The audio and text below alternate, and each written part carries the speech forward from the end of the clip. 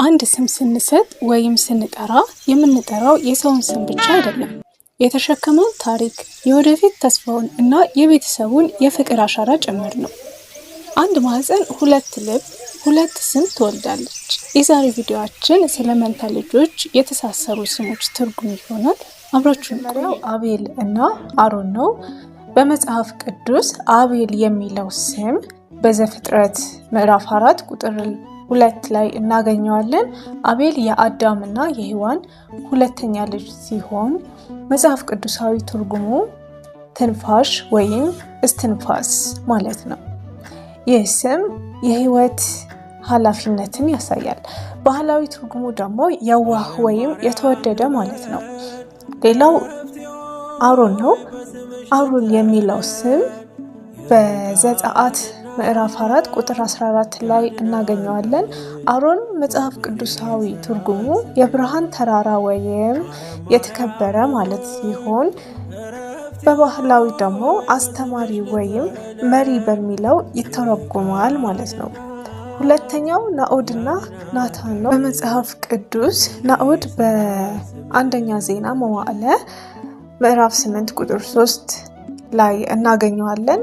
ናኦድ መጽሐፍ ቅዱሳዊ ትርጉሙ እግዚአብሔር አጽናኝ ማለት ነው። ባህላዊ ትርጉሙ ደግሞ የፍቅር ስጦታ ወይም የልብ እርካታ ማለት ነው።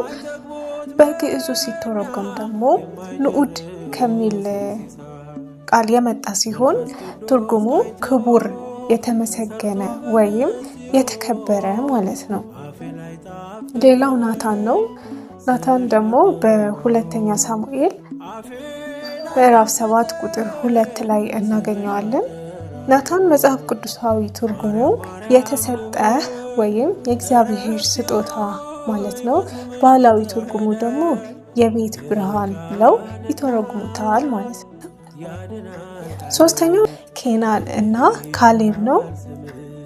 ኬናን የሚባለው በሰዎች የተለመደ አጠራር ወይም አነጋገር እንጂ መጽሐፍ ቅዱሳዊ ትክክለኛ አጻጻፍ ቃይናን ተብሎ ነው መጽሐፍ ቅዱስ ላይ የተጻፈው። ነገር ግን በአጠራር ቀለል አድርጎ ለአጠራር የሚጠቀሙት ሰዎች ምንድነው ኬናን የሚለውን ነው። ይህም ዘፍጥረት ምዕራፍ 5 ቁጥር 9 ላይ እናገኘዋለን ማለት ነው።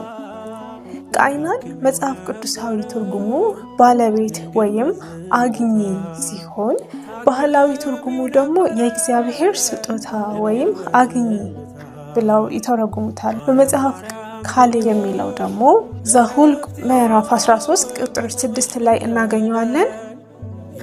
መጽሐፍ ቅዱሳዊ ትርጉሙ ታማኝ ወይም ልበ ሙሉ ማለት ነው። ባህላዊ ትርጉሙ ደግሞ ቆራጥ ወይም ጥንካሬነትን ብለው ይተረጉሙታል ማለት ነው። እግዚአብሔር ለእስራኤል ልጆች የሰጣቸውን የከነዓንን ምድር እንዲሰልሉ ከመረጣቸው አንዱ ካሌብ ነበር ማለት ነው። ስለዚህ ካሌብና ኬናን ለልጆቻችሁ የሚሆን ምርጥ ስም ነው። አራተኛው ዮና እና ዮኤል የሚሉት ናቸው። የዮኤል በመጽሐፍ ቅዱስ ላይ የምናገኘው ትንቢተ ዮኤል ተብሎ ነው የተጻፈው።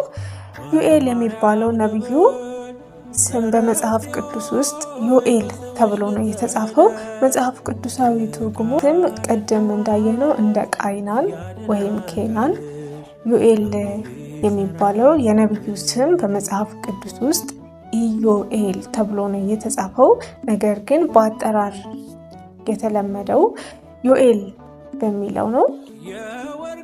መጽሐፍ ቅዱሳዊ ትርጉሙ እግዚአብሔር አምላክ ነው ማለት። በባህላዊ ደግሞ የምስራች ወይም ተስፋ ተብሎ ይተረጎማል ማለት ነው። ሁለተኛው ዮና ነው። ዮናም የሚለው ስም እንደ ዮኤል በመጽሐፍ ቅዱስ ላይ የምናገኘው ዮናስ ተብሎ ነው የተጻፈው። ነገር ግን በአጠራር ዮና ተብሎ መጠራት ይችላል። መጽሐፍ ቅዱሳዊ ትርጉሙ ርግብ ማለት ነው። በባህላዊ ደግሞ ሲተረጉሙት የሰላም መልእክተኛ ወይም የደስታ ምንጭ ተብሎ ይተረጎማል ማለት ነው። አምስተኛው ዘካርያስ ነው። ዘካርያስና ዘርአይ የሚሉት ናቸው።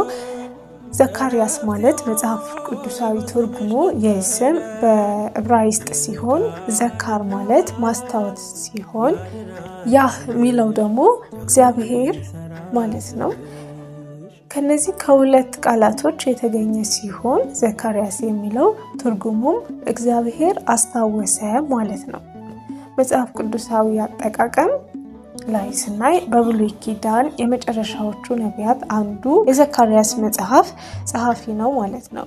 በአዲስ ኪዳን ደግሞ የዮሐንስ መጥምቅ አባት የሆነው የካህኑ ዘካርያስ ሁለተኛው ዘርአይ ነው። ይህ ስም በግዕዝና በኢትዮጵያ ሴማዊ ቋንቋዎች የተለመደ ነው።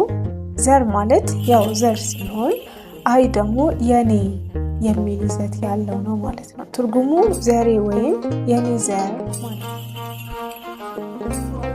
እንግዲህ የዛሬ ቪዲዮአችን ይህን ይመስል ነበር። በሌላ ቪዲዮ እስከምንገናኝ ድረስ ቪዲዮ ከተመቻችሁ ላይክ እና ሰብስክራይብ ማድረጋችሁን እንዳትረሱ። መልካም ጊዜ ይሁንላችሁ።